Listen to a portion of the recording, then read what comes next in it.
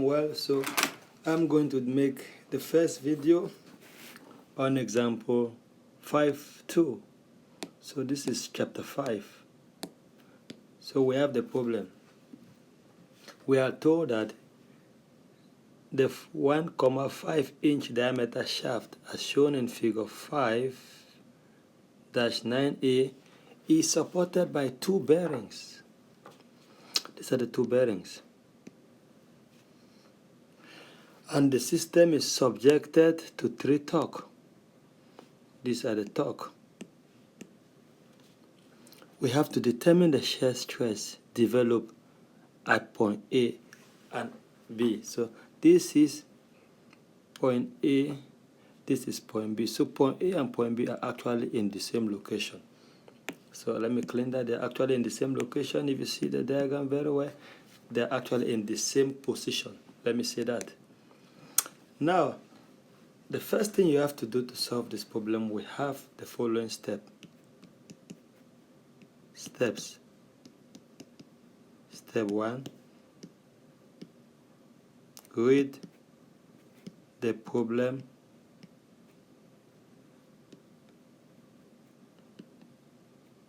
carefully.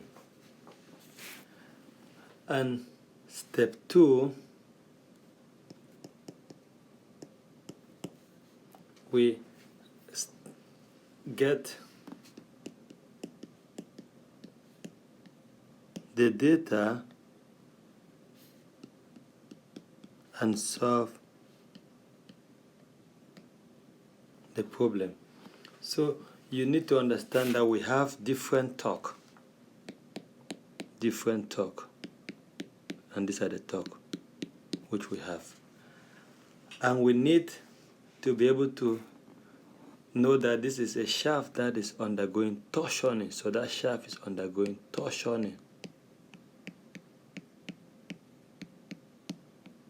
And therefore, this at the moment, this at the moment. So this at the moment, those torque which we have at the moment. And I explained in class, moment is force times perpendicular distance, and torque is force times radius, which is the perpendicular distance in this case. So torque is equal to what? Force times arrow. This is force, this is radius, and this can be converted to what? Moment. Because moment is force times a distance, and that is a cross product, which we've done in statics. But now let us look at this problem in a broader extent. We can talk about the moment, the sum of moment at point.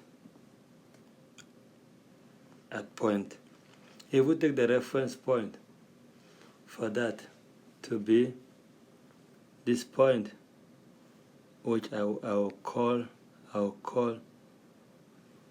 any reference point. Let me call a reference point X. I have the sum of moment equal to 0.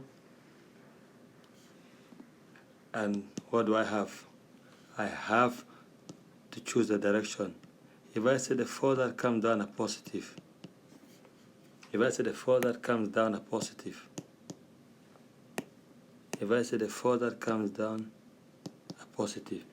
it therefore means I'm saying that the force that goes this side are negative. And therefore, what do I have? I have this force comes downward. It comes in this direction, comes in that direction. So I have positive. I have 42.5. So I have 42.5 KIP. And that is times inch, which is the measure of the distance, because moment is force times distance. This is the force and that's the distance. So that is the first moment that comes in the sense of the moment which I have positive. Now I go to the second. This one goes in the opposite direction. And we say the upward force are negative. So I'm going to have negative 30. I have 30 kip inch. And if I end my moment at this point, which I draw this line here, then I'm going to have the total torque for the system as 12.5, and therefore the total torque, which is equal to moment, is equal to what? Moment. The total moment for the system is equal to 12.5 kip inch. And that's the moment I have. Now I want to solve for the shear stress. The shear stress at A. And I have the shear stress at A. That's the formula. The moment and this C is the radius, which you can call radius, which is a distance from a given point, which I'm going to talk about, and this is the polar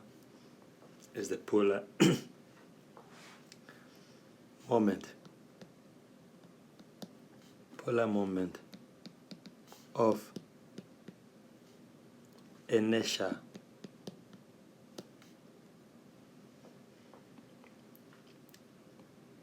For the shaft, and this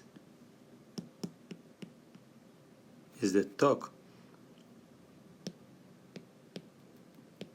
or moment as calculated, and that is gotten from point A, and that radius is for point A, and that polar moment is for the shaft.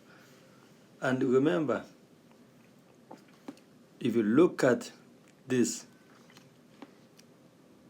is point A, and this is the radius. That radius is what?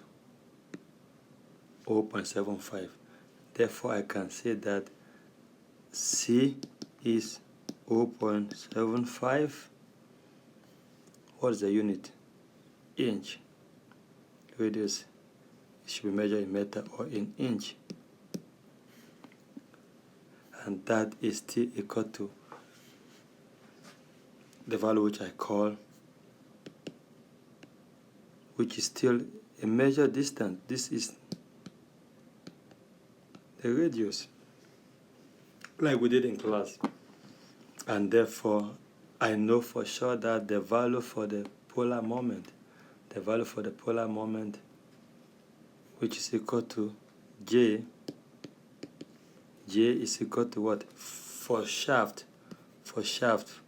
I have polar moment is pi over 2 times radius to the power 4. And that is equal to what? Pi over 2 times, and that radius is equal to what? Is equal to the value for,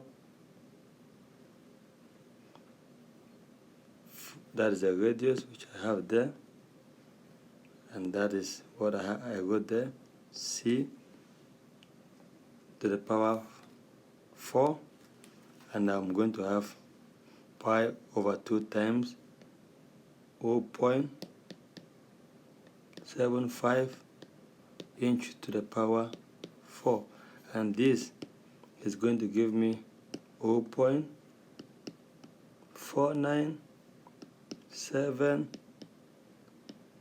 inch to the power 4. That is the value.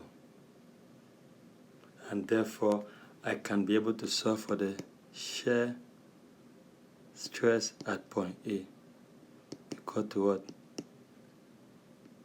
Moment at that point A, the distance, which is the radius from point A, and the polar moment, which I have already solved. And this is, that value is equal to 12.5 KIP times inch. This is 0.75 inch, and this is 0.497 inch to the power 4. And if you simplify this further, you're gonna get 18.9 kc.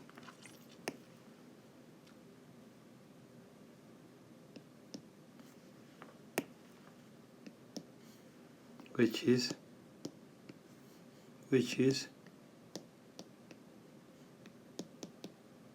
the shear stress at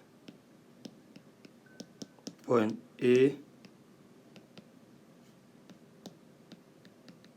on the shaft. And likewise, to get the shear stress at point B for the shaft is the torque, which is the moment at point B, times the distance from point B times the polar moment for point B. And that, because A and B are on the same place, on the same position, this is B still at this point where I had A, but I have the radius. What is changing? The radius is this 0.15, and therefore the polar moment will be gotten, and I have that polar moment, which is still the same value, but the value for the distance is going to change. So I'm going to have the torque, which is the moment is from the same position, which is still 12.5. So I have the moment, which is still in the same position, which is 12.5 KIP times inch times the distance from that moment position, which is this distance for point B is 0.15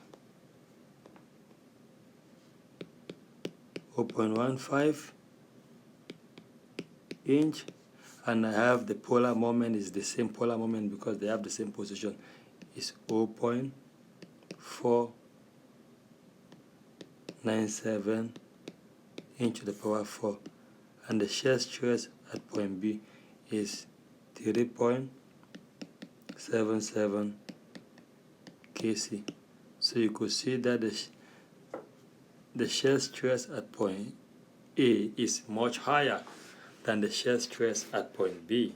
So that is how we solve for the shear stress that is developed inside the shaft at point A and at point B.